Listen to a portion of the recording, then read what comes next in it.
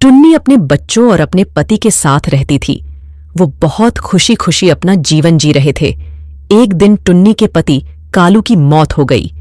टुन्नी और उसकी दोनों बेटियां अकेली हो गईं। उनको समझ में नहीं आ रहा था कि अब उनका जीवन कैसे निकलेगा। कुछ दिन बीत गए। फिर टुन्नी के घर की हालत खराब होने लगी, बिना पैसों के। फिर टुन्नी अपने बच्चों को देखकर ये सोचने लगी कि अगर मैं घर पर ऐसे ही बैठी रहूंगी तो मेरा घर कैसे चलेगा और मेरी बेटियां क्या खाएंगी। यह सोचते हुए टुन्नी अपनी बेटियों से कहती है, बेटा तुम अपना ध्यान रखना, मैं तुम्हारे लिए कुछ खाने के लिए लाती हूँ।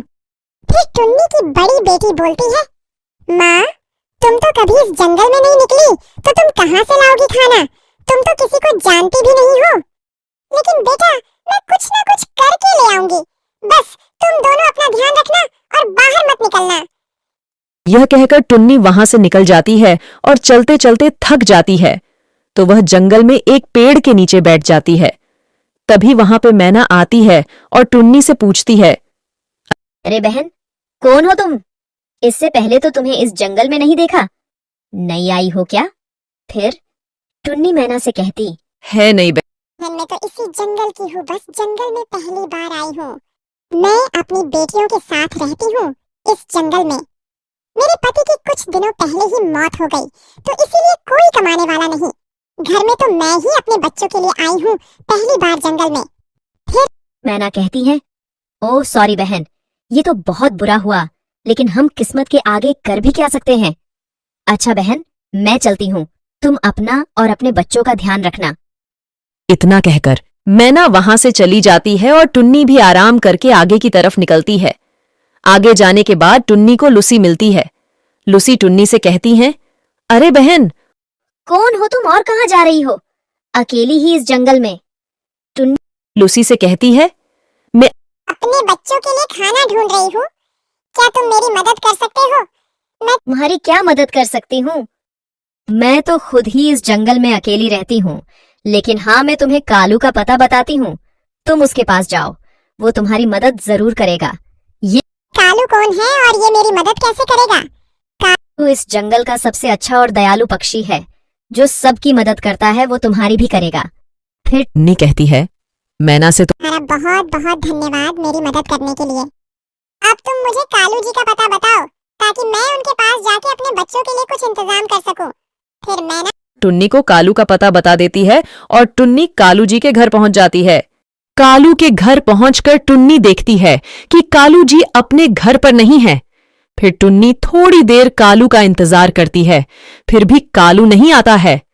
इंतजार करने के बाद टुन्नी निराश होकर अपने घर जाने लगती है। टुन्नी जैसे ही घर के बाहर निकलती है, कालू उसे घर के बाहर ही मिल जाता है। कालू टुन्नी को देखते ही रह गया। टुन्नी कालू को पहली नजर में ही पसंद आ गई। टुन्नी कालू से कहती है, क्या आप ही कालू जी? हाँ मैं ही हूँ कालू, लेकिन तुम कौन हो? तुम्हें पहली बार देखा है, इस जंगल में नई आई हो क्या? टुन्नी कालू से कहती है, मैं इसी जंगल की हूँ, बस जंगल में पहली बार आई हूँ। दरअसल बात यह है कि मैं अपने 2 बच्चों के साथ रहती हूँ इस जंगल में, और मेरे पति की थोड़े दिन पहले ही मौत हो गई, तो मेरे घर में कमाने वाला कोई नहीं है, तो इसीलिए मैं ही कुछ इंतजाम करने आई हूँ। फिर कालू टुन्नी से कहता है, लेकिन तुम्हें मेरा नाम पता किसने बताया? मैना बहन ने उन्होंने कहा कि आप बहुत अच्छे हो, आप सबकी मदद करते हो। मैं आपके पास बहुत उम्मीद लेकर आई हूँ, कृपा करके मुझे कोई काम दे दीजिए जिससे मैं अपने घर को चला सकूं। टुन्नी की कहानी सुन कालू बहुत उदास हो गया और टुन्नी से कहने लगा, ये तुम चिंता मत करो, अभी तो ये कुछ पैसे हैं, इन्हें लो और अपने बच्चों के लिए कुछ खाना ले जाओ, और बाकी मैं कल तक तुम्हारे लिए कोई काम देख दूंगा। आपका बहुत बहुत धन्यवाद कालू जी, आप बहुत अच्छे और भले इंसान हैं। अगर तुम बुरा ना मानो तो एक बात कहूं, क्या तुम मुझसे शादी करोगी? मुझे तुमसे प्यार हो गया है, अगर तुम चाहो तभी, कहना नहीं तो मना कर देना, मैं ऐसा वैसा नहीं हूं। टुन्नी कालू की इंसानियत और उसकी सच्चाई देखकर कालू को मना नहीं कर पाई और कालू को शादी के लिए हाँ कह दिया। कुछ दिनों बाद दोनों ने शादी कर ली और अपनी दोनों बेटियों के साथ खुशी खुशी रहने लगे।